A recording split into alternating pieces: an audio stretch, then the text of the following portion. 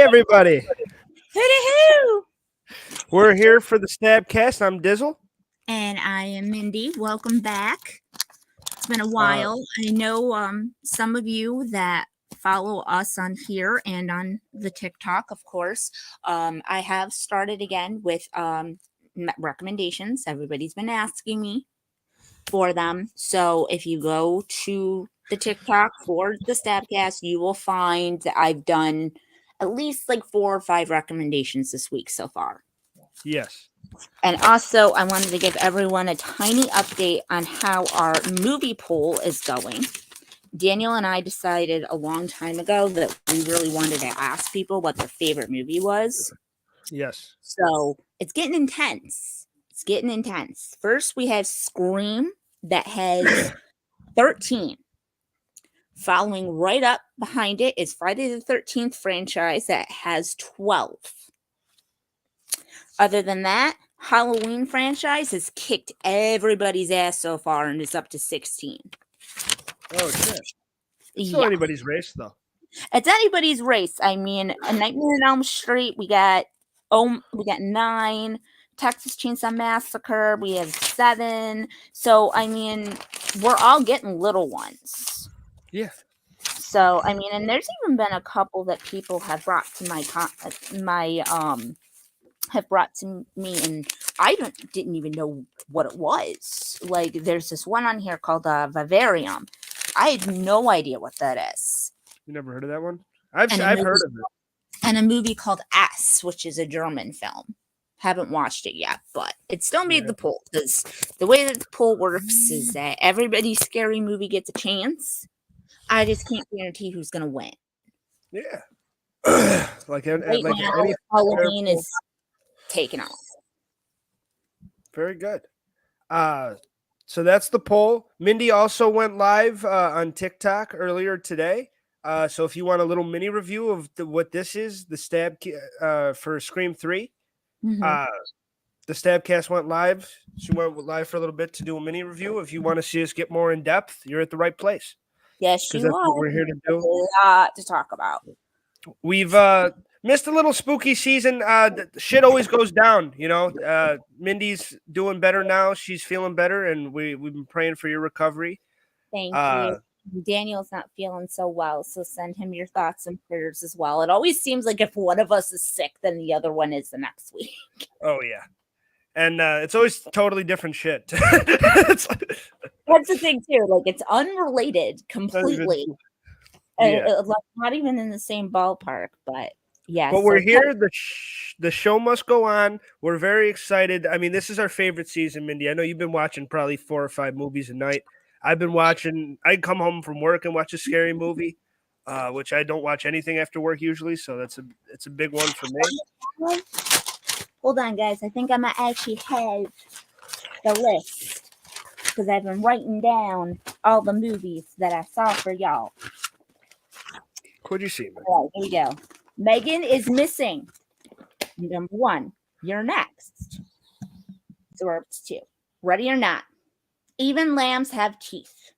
The Tragedy Girls. The Tragedy. Motherly. Good Night Light.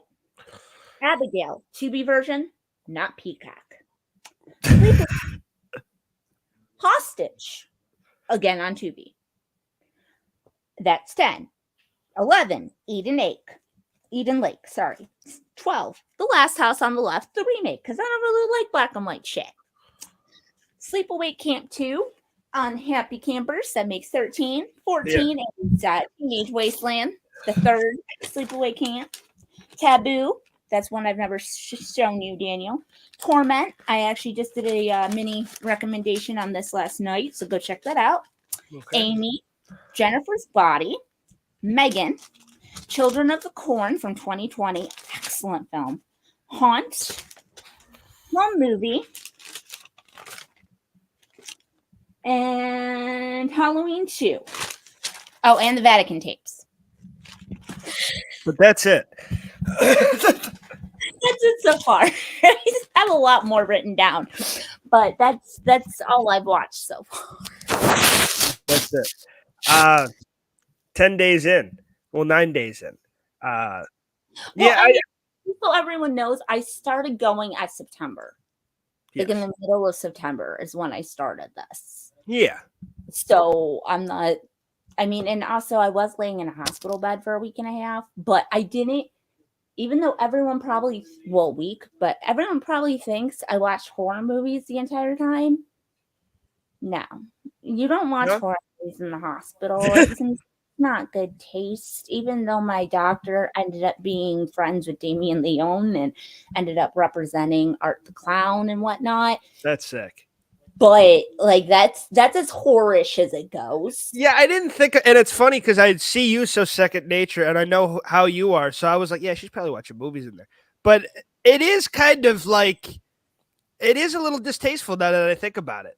Like you're right. It is. A roommate. That was my thing. I had a roommate, and I had nurses coming in like every 20 minutes to do something to me.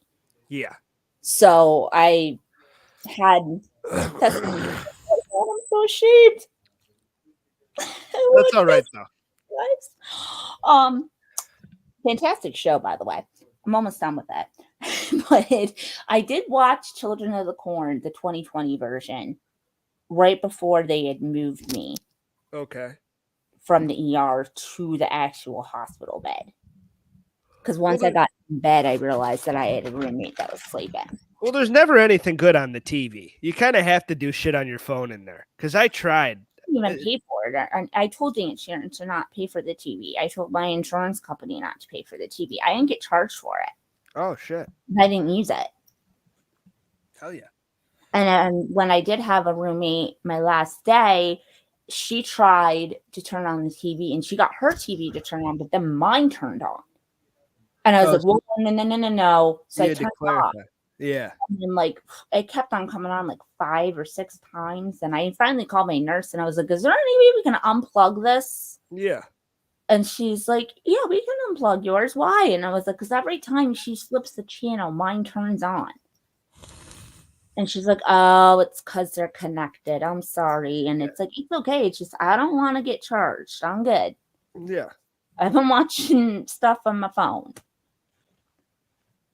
So there you go. I've been watching some shit myself. I did Jennifer's Body again the other day. Did you? Great flick. It really is. You know, I mean, me and my best friend Kelsey, we went and saw this movie right before I took her back to the airport to go back to Florida. So this is basically our last night together when we saw Jennifer's Body. And I will never get tired of that movie. No. That's why I just read it off, because I watched it again. I understand everyone hates it, but I'm sorry. Watch Jennifer's Body with Adam Brody, and then go watch that fucking Ready or Not with Adam Brody. And you will realize why I say the man is meant to be in horror. Yeah. I like him. Meant to be in horror. It was crazy to me. And this is a scream off of the one we're talking about. By the way, we're talking about Scream 3, ladies and gentlemen. But we'll get into it. But hidden stuff between Scream 3 and whatnot. It's crazy to me that Adam Brody's in Scream 4, and it's in a very like backseat role when he was kind of big at that time. It's a very comedic role. I forgot about that. He's with that Anthony guy. Yeah. And he's hilarious. But those two together it was just weird seeing Adam Brody in such a like side character role. But I loved when the one girl when she kicked the bucket, and Dewey was like, "Where the hell were you two?" And they were like, "Well, I went this way, and then he went this way, and then we collided." And they're like, he's like, "What?" And they're like, "Yeah, we weren't paying attention." I will say Jennifer's Body is also Megan Fox's best performance. Yeah. Well, mainly because she's a shit actress and she's not good in anything else. But that's what I mean. I like her in Jennifer's Body. She's good in that movie. I do too. So I liked her with her new movie Till Death. I thought that was really cool. Yeah. Sorry. I don't know. I mean, I think it was pretty decent for a Megan Fox movie, and for her having to carry the first 45 minutes of it by herself. She did It's a a pretty good. good job. It's a fun movie. I really enjoyed it. What, Jennifer's Body or Till Jennifer's Death? Body. Yeah. Jennifer's Oh, I Body. was talking about Till Death. Oh, okay. I haven't seen that. I like Jennifer's Body too, but that Till Death movie that I found for us, that was, I mean, that was really intense. And the fact that you find out that she was actually dragging a fucking stunt person the entire time, Yeah. that's some muscle. It That's is a really muscle. impressive. It's a specific. So, I mean, she has my respect. Girl's got chutzpah. She She does have. always has. But I've always said plastic surgery was not her friend. No, I don't think it was. Unfortunately, it betrayed her ass. Yes. And now she's got Courtney Cox syndrome. By the way, everybody, if you did not know this, I don't even know if Daniel knows this. Scream What? 7 may or may not have Courtney Cox. They don't know yet? Nope, they haven't casted her. She hasn't been asked. She doesn't even know. Unless Nev and Williamson are pulling a Craven, basically keeping everything hush hush. Yeah. Might be doing. How do you do a Scream movie without her, though? I don't know. I'm speechless. I have no idea what they're going to do. Because let's be honest, and I was saying this the other day, Scream 6 sucks. That's not a great movie. I'm tired of acting like the reboots are like the first one was pretty good and they did a good job. Radio Silence shit the bed with the fucking second one. I think that movie sucked. Oh God. And that doesn't have Sydney, and you notice it. It's and Sam and Tara, great leads. Jenna Ortega, love her. The girl from Abigail, she's great too. It's like face to face with the killer and whatnot when he breaks into her apartment and everything. Like she's even like, oh wow, I can't believe it's been this long, and now we're finally on the phone together. Yeah, because there's no Sydney. Yeah, exactly. He's got to fuck with somebody, but it doesn't feel right without Sydney almost. It really doesn't. It feels very wrong. Yeah, I don't love it.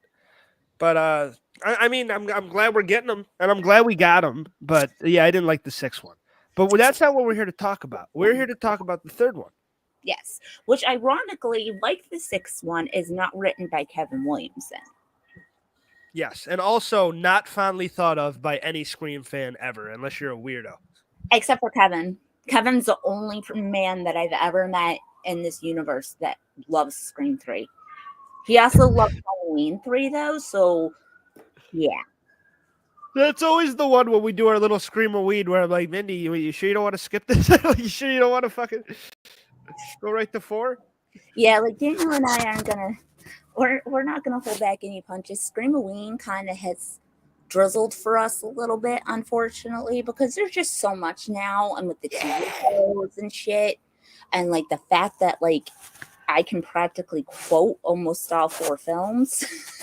Yeah, I'm pretty close on the first 2 too. To be honest, I've seen those movies so much.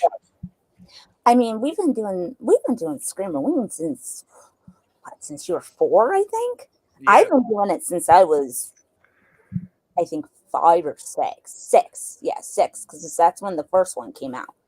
Because you guys got to remember, these movies came out in the 90s. So for Daniel being born in 97 and whatnot, Scream 3 was the closest one to his age range. And, I mean, he did have the ability to watch that a lot, but we didn't really like it, so we stuck to the first and the second one. But every year the list gets bigger. Scream 3, my whole childhood, Scream 1 and 2 have always been like 2 of my favorite horror movies of all time. Scream 3, we didn't even have conversations about it because it sucked. Like, it was like we wouldn't talk about how bad it is. We wouldn't do it like we're doing the podcast. We just like ignored it, and it doesn't exist because it's a bad fucking movie, and it ruined the franchise that we love. And then, does anyone remember TBS? TBS? Yeah, Turner Broadcasting System. 100%. Yeah, but you're known for comedy, right? Yeah, the TBS is still around. Yeah. Scream 3 was only ever aired on TV on TBS. That's it. Yeah.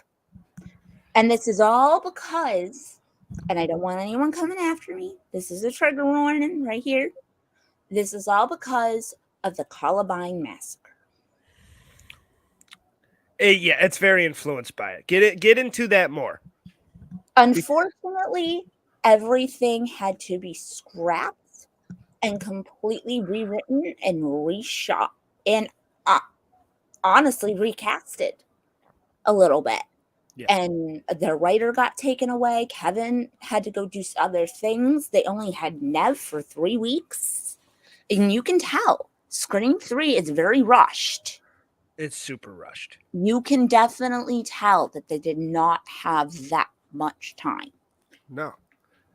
And they needed to just get through it and get it out because the Columbine murders happened in April. Yes. In 99. They started filming for Scream 3 in June/July of 99. Which the Weinstein brothers found that it would be in bad taste to release a slasher movie with 2 young boys in a high school. Isn't that crazy that Harvey Weinstein thought something was in bad taste? You want to know what's really funny? There's a What? Harvey Weinstein like scene in the freaking movie. Yes, there is. Built in. Yeah. And I understand, all right? Kids just died. If it was Scream 1, I would totally, and RIP to everybody in Columbine. They were blaming violence. That's what they were blaming. They were blaming cinematic. Just like the video games, they were coming after the video games because I think the kids played Doom a lot. They were taking aim at a lot of things. But the only thing is, this franchise, like Scream 3, they're not in high school anymore. There's no guns. There's never been guns until the shitty one that I just talked about. But there's never been no gun. There was no guns. Kevin Williamson had guns in his script though. Oh yeah, you read the original script for the third one. He had a shotgun. Okay. As the killer's weapons. Then I can see why that would be an issue. Yeah, because unfortunately, what happened was Craven and Williamson. They filmed. I can't find the film. I can only find the. Oh, they actually got the production on it? Yes, they did start. And Dimension figured out what was going on and was like, no, we do not need any more of this bullshit. You got to make it a comedy or something. It cannot be that gory. And you cannot use the F word that much. You got to be very, I know you're not PG-13, but you got to be very close to it. Please. Yeah. We cannot have the studio take a hit like this. No. And Wes Craven had to make a horrible decision and laid off Kevin. I mean, Kevin did have other things going around that time. He had wrote the movie The Faculty, one of my favorites. He also did a lot of writing for Dawson's Creek back in the day. So he was a busy guy. Oh, yeah, and I know what you did last summer was like the same year as Scream, so he had already done that, right? Yeah, so that was, but he had too much to do and he couldn't come back. So and it sucks because yes, like if you want to sum it up and be like Columbine made this movie shit, but it's so much more than that, and it's so yes, they had to censor a lot, and that sucks, but getting rid of the guy who had wrote 2 classics before that. And also like The Faculty's a classic. Fucking I Know What You Did Last Summer to me is a classic. So but those are different movies. But it's Scream 1 and 2 is arguably the best, not even horror, but the best 1 and 2 of anything I've ever seen. Yeah. Alien and Aliens Could Kiss My Ass. Like all those other fucking there's been really good sequels and there's been a lot of shitty ones. But like as far as like a really solid fucking sequel that continues the story in a meaningful way, Scream 2, I don't see any better like example than Scream 2. Exactly. And like in the first original script that I read and whatnot, they actually like went on about that a little bit because Detective Kincaid still ends up finding Dale, but she's not in a seminar. She's actually hosting Good Morning America. Yeah.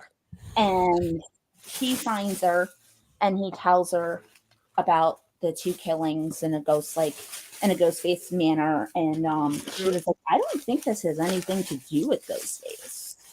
And he's like, are you serious? And she's like, Sydney's gone. Yeah. And he's like, what do you mean Sydney's gone? She's like, she's gone. She disappeared after Windsor. She left. Yeah. She left school and she went into hiding. I honestly don't know how to help you. I don't know how to get her. Yeah. Because she was left.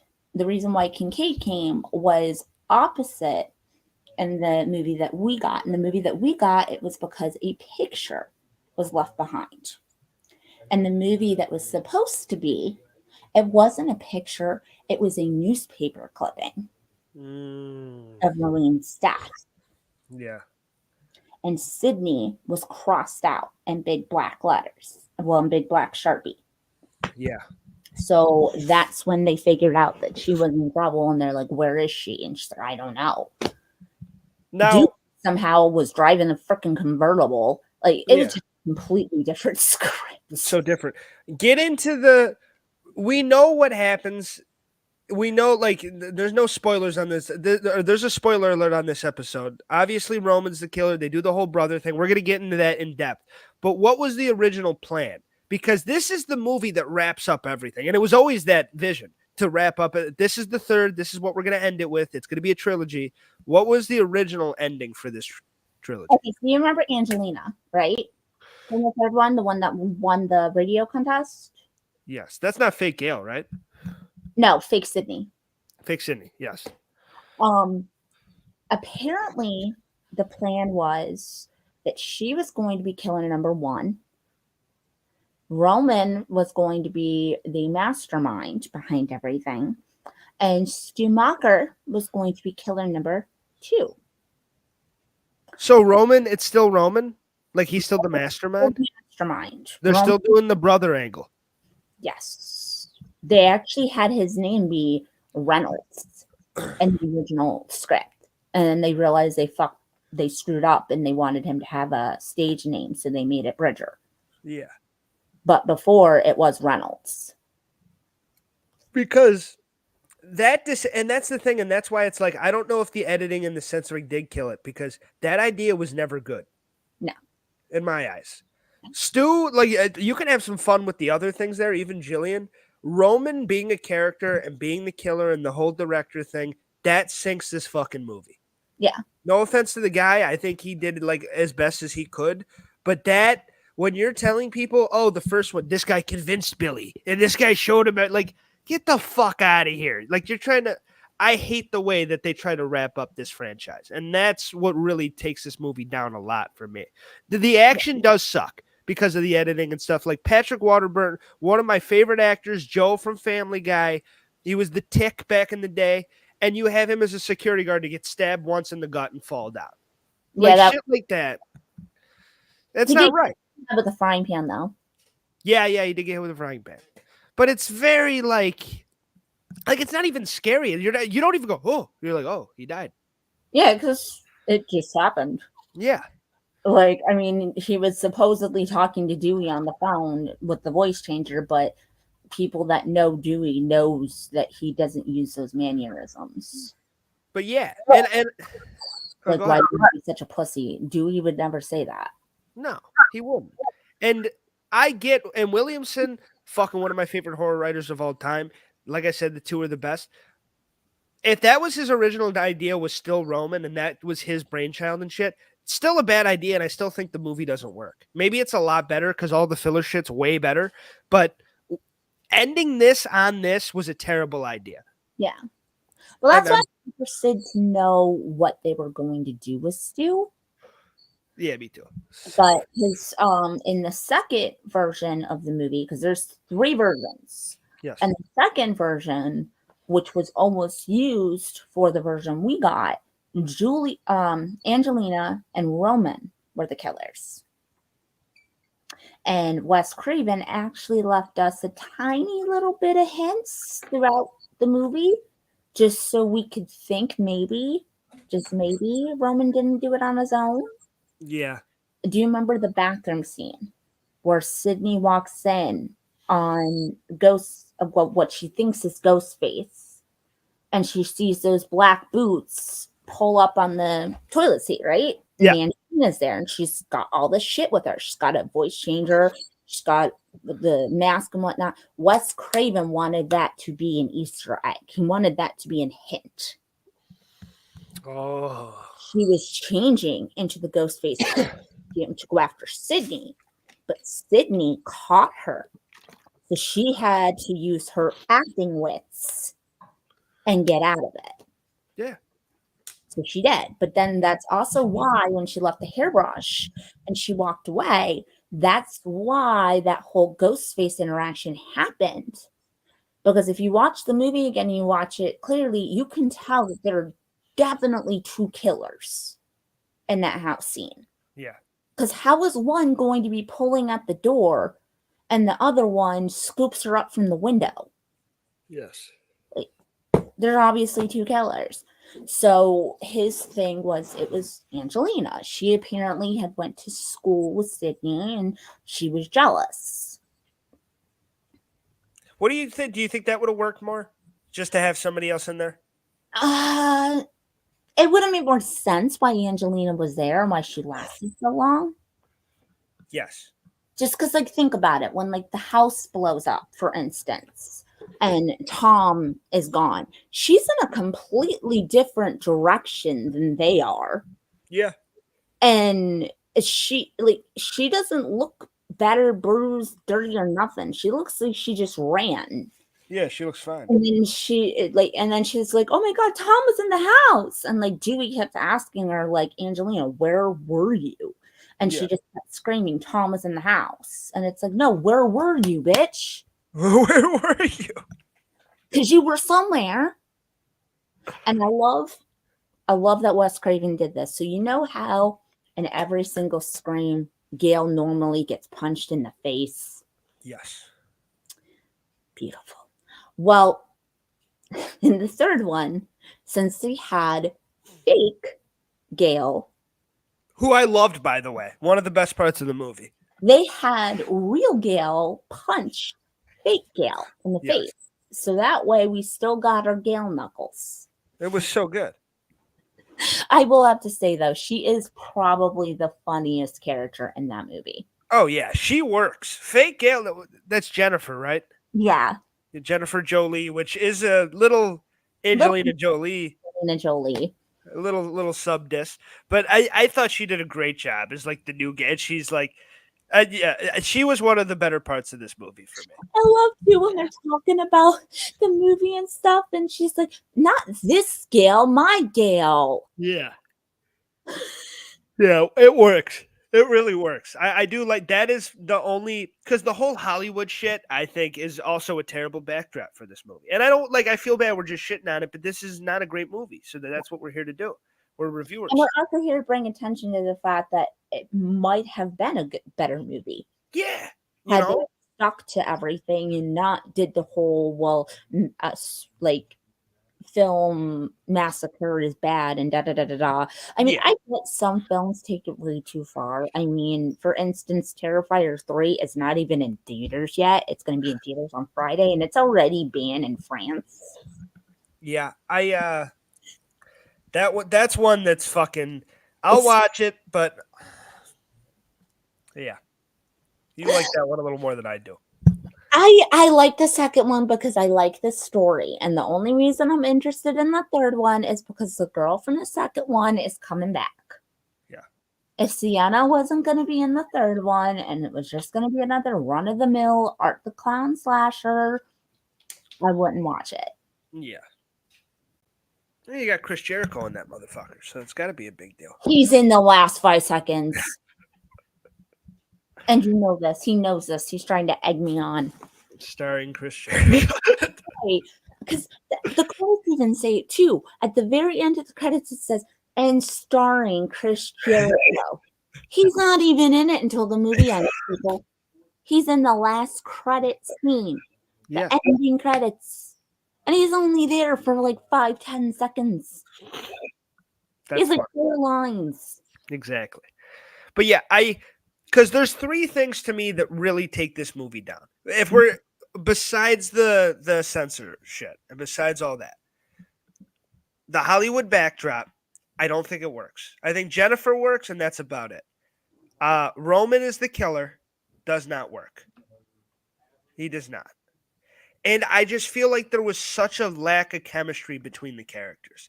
Like Sydney and Dewey's relationship didn't even feel as genuine as it did in the last movie. That's my three things. Like it felt very like you said, it felt rushed. It felt slapped together. It felt like, oh shit, like Dewey felt like, oh, it's another adventure. Like it didn't have the magic that the first two had. I do like though when they first meet in the police office and Yeah. she comes to the door and they first have their first hug and embrace and whatnot. He says, I was trying to call you to tell you to stay there. And she's like, I couldn't stay up there any longer. I'm sorry. So he knew where she was. Yeah. He was The trying to help her. time. I just don't think she wanted to be bothered. No, she I didn't. mean, she even worked under a different name. She worked for an abused woman hotline, but her name was Laura. Yes. And also shoehorning Patrick Dempsey in here, Dr. McDreamy. As much as I love Patrick Dempsey, and I part of me is happy that her character is married to his character still in canon. Technically, they're married, and fucking that's the story. He'll be back. They already signed him for this movie. Oh, he's in 7. Yeah, I forgot about that, which is interesting. But but he does not fit at all. It feels like you have a real actor that's like a real fucking man, like an actor's actor with a bunch of fucking hooligans. No offense to like them, she's a great actress. There's great actors in that movie, but it's like, why the fuck is Dr. McDreamy here?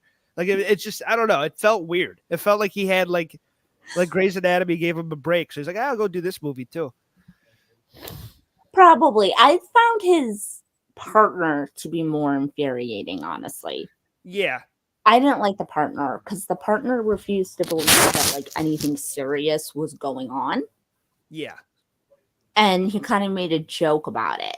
And it's like, yo, no, don't joke. This guy will gut you. Yes. I think it's just, my thing is, except with Dewey. Dewey's the golden case. And I get that the sheriff was in the first one. He did the interviews with Henry Winkler in the school. But with these movies, you can kind of keep the cops out of it. And that's like, they work without the cops. Like once you bring the cops in, it's like, now you have a whole police unit against this asshole with a knife, like this director, this artsy fartsy. You can't take this guy down. I mean, Scream 2 had their two best detectives driving the safe house, and it took Ghostface or Mickey how long to take them out? You got a point. Don't ask, don't tell. Half an hour. Police are stupid. Yeah. I mean, I love police. Thank you for protecting us, but I mean, horror directors, you need to think that all police are not that bad. No, and they don't do well in the Scream franchise. Now you say, I forgot about the two detectives. Yeah. And I will never get to know if they're really gay or not, and that pisses me off. Why do you think they're gay? Well, because Sydney said they were gay, didn't she? Mm-mm. No, there's a line in it. No, bullshit. There is a line in that movie where Sydney thinks they're together. I swear to God. Roll back the tape. Second. Yeah, that's what I mean. The two. Oh, yeah. No, she says in the second movie, she's like the one that looks like Kevin Costner. He's married and has 2 kids. The other one, he's single, but I'm pretty sure he's gay. Yeah. Oh, yeah. She didn't say they were gay together. That's true. Yeah. So she never said that they were like gay for each other. Gay lovers. She just said, I think that one's gay. The other one has a wife and kids. You're right. Now that you said, yeah, you're right. But we'll still never know. We'll still never know because they're fucking dead. The one got a freaking pull to the eye. I'm sorry. Most suspenseful scene has to go to Scream 2 with the climbing over Mickey's thing. Yeah. To get out of the cop car. Yes. Her friend was so good. She was so good in that movie. And I feel so bad for Hallie. She was literally like 20 minutes away from surviving. She almost made it. And she did. Left her ass. And the way and they did that so smart. They did that so good that she made it first, and then she's like over there waiting for her, and Sydney makes it, and then he's not that. Yeah, that's tells you everything you need to know about the second one. Mhm. The one scene I will say to give this movie a compliment. The one scene in this movie that I really the big house blowing up really worked for me. Okay. The big and them like running out in and out, like what do we do? And they're trying to sit like that was like an intense kind of scene for me, and I really did enjoy that. But the fax machine, yeah, that was Yeah, pretty good. I That did was. like that one. I still don't understand why Tom had to light the lighter because he easily could have went outside and read it by the light of the pool. Yeah, he's an idiot for that. But he Yeah. paid for it. So, but I will definitely say that was very, very well done. That's a cool scene. And the chasing her within her fictional bedroom of like Woodsboro and the stew house and stuff, like the movie set and chasing her around the movie set, but it's based around like kind of the first and second. I to me that really worked for me too. Well, yeah, but also I think that's because they decided that that they were going to use the same exact fight scene of the first one when Yes. she runs up the stairs and throws pots and like she throws planted pots and stuff at them. Yeah, Kind of, you get my drift. I do. I can't talk today, I guess. Um, but they decided to redo that, and I think that that's what gave the movie the gravitas. I think that that's what gave it a little bit of what it needed. Yeah, 100%. That's the one time where I was like, all right, the Hollywood shit's kind of working. It works Yeah. in this scene because I like that. And it's like a run through memory lane a little bit too. So to me, that was a fun scene. I do like that. Uh, Besides those two, this movie is kind of starved for good shit. I'm not going to lie. A lot of the cast, like Nev's trying, Dewey's trying, but this is kind of a corny David Arquette performance. I'm not going to lie. He was not great in this like he is in the other ones. No. Gail tried and fake Gail was great, but like I don't know, there was just there's something so severely. I don't think it's just the gore. I think there's like a specialness to it that's just not there. You know Yeah, what I you mean? could tell someone was missing, and that someone was Kevin. Yes. You didn't have the same. You had such a sharp writing and such sharp, and then you go right to this, and I think that's what was jarring for people. No offense to the writer or anything. I'm sure he tried his fucking best. Those are huge shoes to fill that I don't think anybody really can. And he got replaced. Huh? Yeah. Thor weeks before it went to theaters, Craven replaced his ass and had somebody else, a woman, come on and do rewrites. Yeah. So, like, I mean, Craven wasn't even okay with this film. and when you're talking rewrites to a movie, you usually know the movie's going to suck. Yeah. Sometimes it works out, but whenever you hear that they had to go back and do rewrites and reshoot some shit, you know that the visions are all fucked up and it's going to be weird, kind of. Especially with Craven, because he's known for being a visionary. Yeah, and he's usually has a pretty clear one. So the fact that he would want to go back and fix anything is crazy to me. Yeah. And that just makes you think, like, how bad was it? Like, it must have been really bad. How were they going to put Stu in this with the TV smashing? He would have been in a coma for the past 3 years, and then spent 1 year in rehab getting back together to get his strength up to get his revenge. See, that's fucking corny dude. That dude was dead. And I love Stu, but he was fucking dead. You see him twitch. We'll fight about it, and I don't get it. He died. Yeah, like why would it, and I know that's still an internet thing that Stu's alive, but no, he's not. He got a television dropped on his head. And I don't think the TV would have done that in real. Like the way she pushed it, that TV isn't smashing the way the TV smashed, but it did in the movie. And you see him, and it's like he's dead, huh? It's still one of those heavy TV though. It is a heavy ass TV. Yeah, you're right. It could that TV can kill a human brain. I think if you throw it on it. Yeah, and they still have the TV. Probably. So I mean, I don't know. I don't really have anything else really. Oh, when they brought up Vertigo, they actually meant Psycho. When Candy's like, oh, vertigo or whatever, she meant psycho.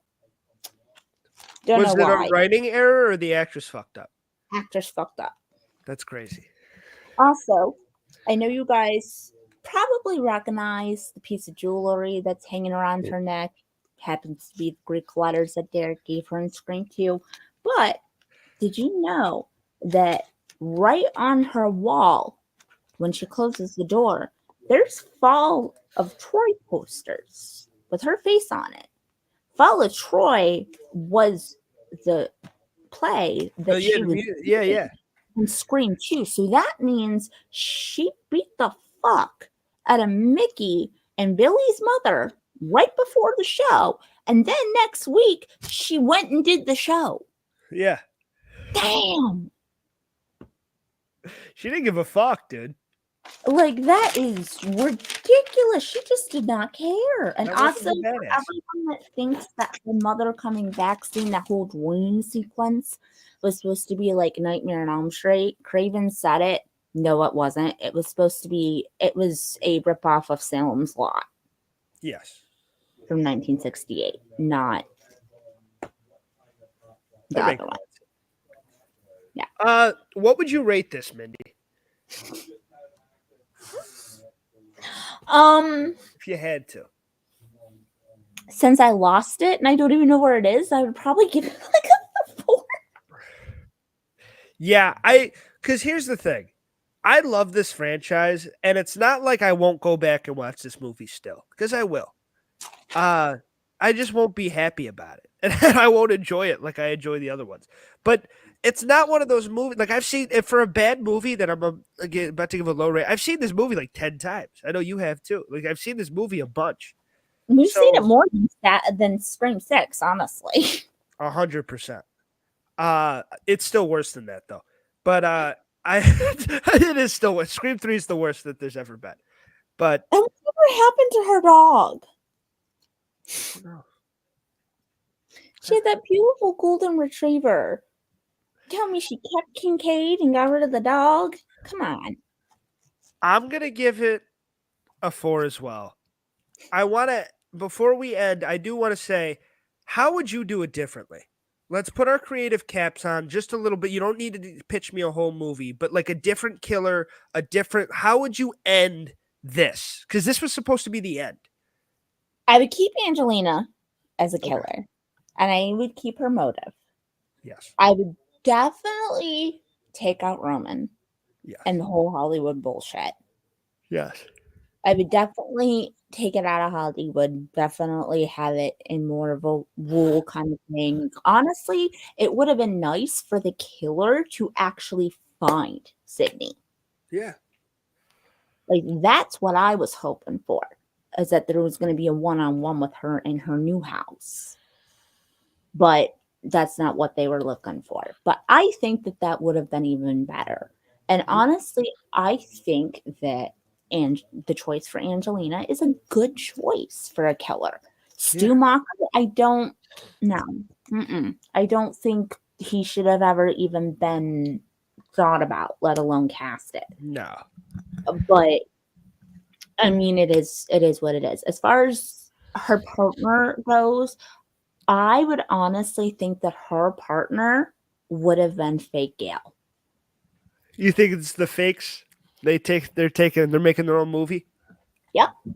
Yeah. That's kind of where I was leaning to. Movie and get the original cast out. Yeah. Yeah, I think that's better than what we got, to be honest with you.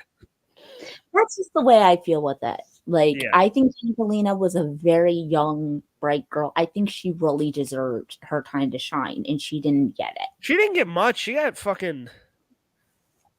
Didn't she get off pretty early? 4 scenes. Yeah. The beginning, the house scene, the rap party, and then right after the party. Yeah. And then she ran. That's it. So, I mean, and there's somebody that I know out there that actually has a booklet. I'm trying to get them to sell it to us. They have a booklet of everybody that has died in all 3 Scream movies and how they died. She's not in there. She's not dead, technically. She's not in that list. Angelina Tyler is not on the list of Scream 3 victims. It looked like she died, though, didn't it? It very much so looked like she died. But Seems like she was dead to me. that's But how maybe- far it went, though, because they thought that she was going to be the killer. Yeah, so they didn't want it. Yeah, that makes sense. So, All and right. like you were stating before, I do have to go back to this. Yeah. We did talk a little bit about the Weinstein brothers, and I find it so funny that they literally made fun of the one Weinstein that was bad, and his own brother was the one that did it. Yeah.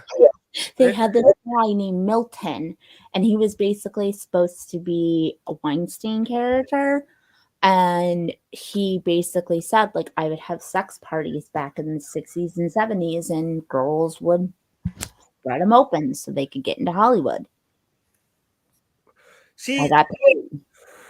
it is funny, but I also see it in a more sinister light. To like, it's kind of like Vince McMahon. Like, it's kind of like showing you the behavior while also like sticking the tongue out. Like, I'm getting away with this, nene. Like that's kind of what it, and it makes it a little creepy because Tatum, he had dealings with Tatum. She was one of the first people to speak out about him.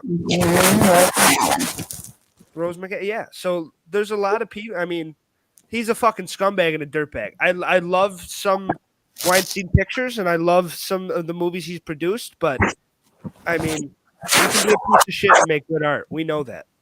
Yep. So, and before we leave, I'm going to let everybody know. Let them know.